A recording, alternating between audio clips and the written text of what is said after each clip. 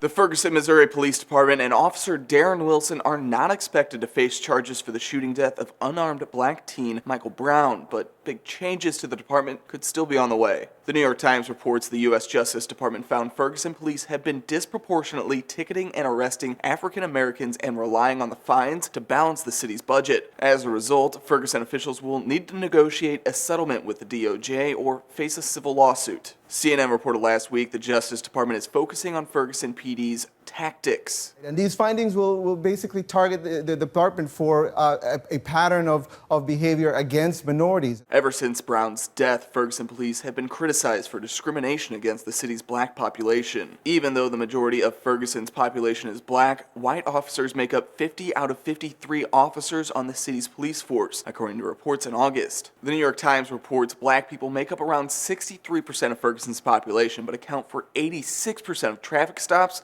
and are more likely to be searched than others. U.S. Attorney General Eric Holder has called for major changes to the Ferguson Police Department. That I think it's pretty clear that the need for wholesale change in that department is appropriate. But those changes likely won't come until the full investigation is released. Ferguson Mayor James Knowles III has criticized Holder for lack of communication during the investigation. Knowles was quoted by the New York Times as saying last week, "How come they haven't told us there is something that needs to be changed as they found it? Why have they allowed whatever they think is happening to continue to happen for 6 months if that's the case?" It's unclear exactly when Holder and the Justice Department will make the investigation public, though it's expected sooner rather than later. With a successor named, Holder is expected to step down in the coming weeks. For Newsy, I'm Matt Moreno.